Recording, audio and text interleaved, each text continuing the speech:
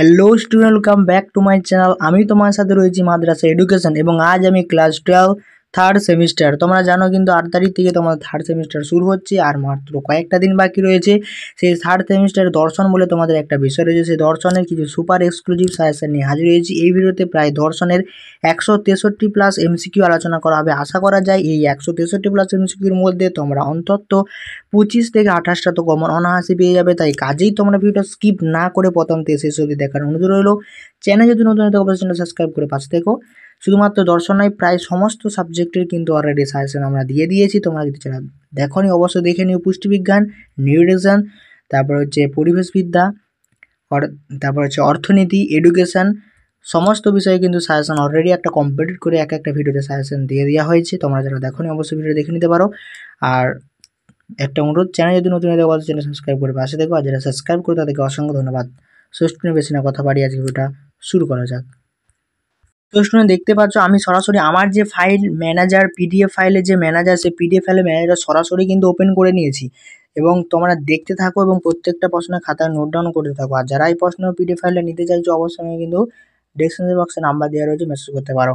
দেখো প্রত্যেকটা প্রশ্ন কিন্তু খুব ইম্পর্টেন্ট এবং প্রত্যেকটা প্রশ্ন ইয়েলো কালারের অ্যান্সারে কিন্তু হাইলাইট করে দেওয়া রয়েছে প্রত্যেকটা অ্যান্সার, যাতে তোমরা বুঝতে পারো। দেখো প্রথম যে প্রশ্নটা দেওয়া আছে সেটা হচ্ছে, দ্রব্য হলো সামান্য ও বিশেষণের সময়। এই উক্তিটি কার? এই উক্তিটি বলেছিলেন অ্যারিস্টটল। দ্রব্য কি তা আমি জানি না, এ কথাটি বলেছিলেন জন লক।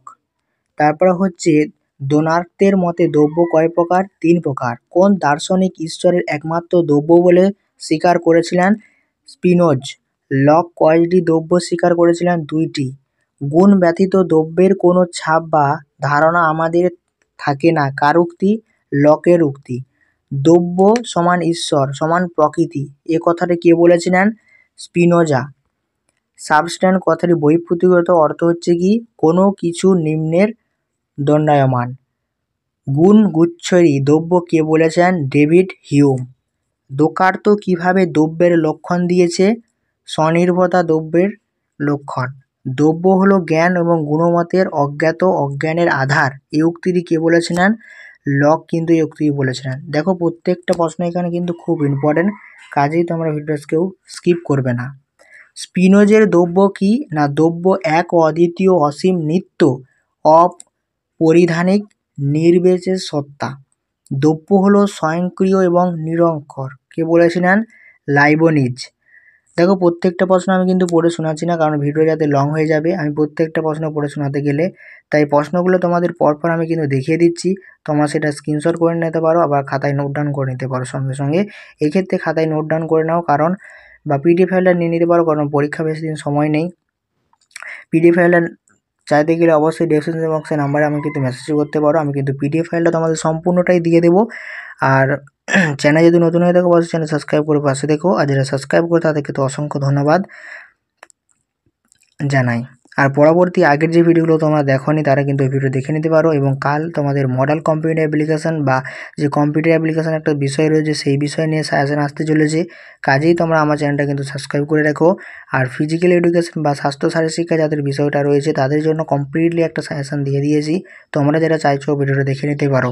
আর এই ভিডিওর প্রশ্নগুলো বা অন্যান্য সমস্ত সাবজেক্টে যদি নোটস তোমরা কেউ কিনতে চাও তাদের জন্য কিন্তু সুবর্ণ সুযোগ রয়েছে। এরকম করে পিডিএফ ফাইল করে দেওয়া রয়েছে এবং প্রত্যেকটা প্রশ্ন খুব সুন্দরভাবে গুছিয়ে করে রয়েছে। তোমরা যারা কিনতে চাইছো অবশ্যই কিন্তু ডেসক্রিপশন বক্সে নাম্বারে আমার সঙ্গে যোগাযোগ করতে পারো, আমি কিন্তু তোমাদের খুব কম মূল্যে কিন্তু দিয়ে দেবো।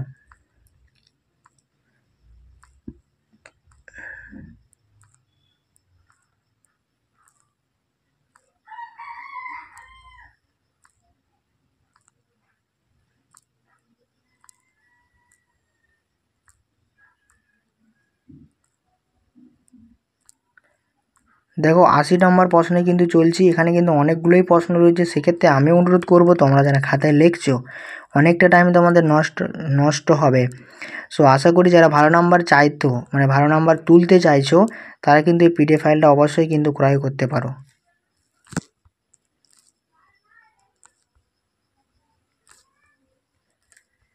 জীবনে অনেক সময় অনেক দিয়ে ব্যয় করে ফেলেছো, আশা করি এই প্রশ্নগুলো যদি তোমরা নিয়ে রাখো কোনো প্রকার বুঝতে অসুবিধা হলে আমাকে অবশ্যই কিন্তু কমেন্ট করো।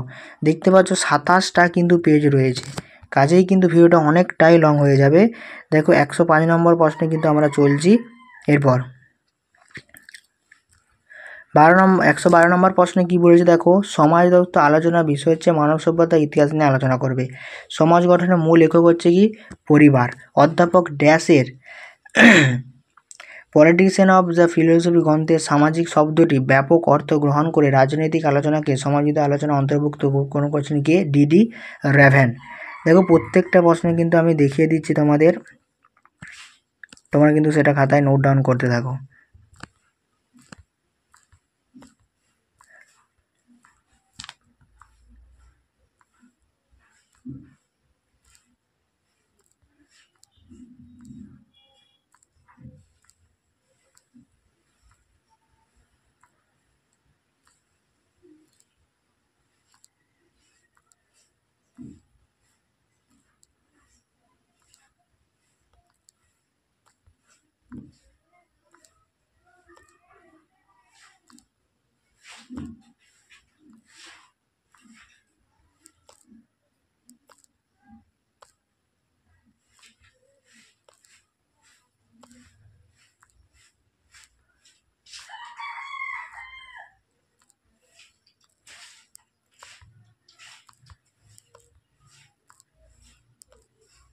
আজকের ভিডিওর সর্বশেষ যে প্রশ্নটা সেটা হচ্ছে 173 নম্বর প্রশ্ন। তোমরা দেখতে পাচ্ছ প্রাকৃতিক আইনের ঐশ্বরিক আইন বলে অভিহিত করেছিলেন কে রোমানল। 173টা প্লাস এমসিকিউ ভিডিওর মধ্যে দেখানো হলো। তোমরা যারা এখনও পিডিএফ ফাইলটা ক্রয় করনি অবশ্যই কিন্তু ক্রয় করে নিতে পারো, মাত্র 99 রুপিসে কিন্তু পিডিএফ ফাইলটা আমি তোমাদের দিয়ে দেবো, সম্পূর্ণ পিডিএফ ফাইল এমসিকিউ সহ।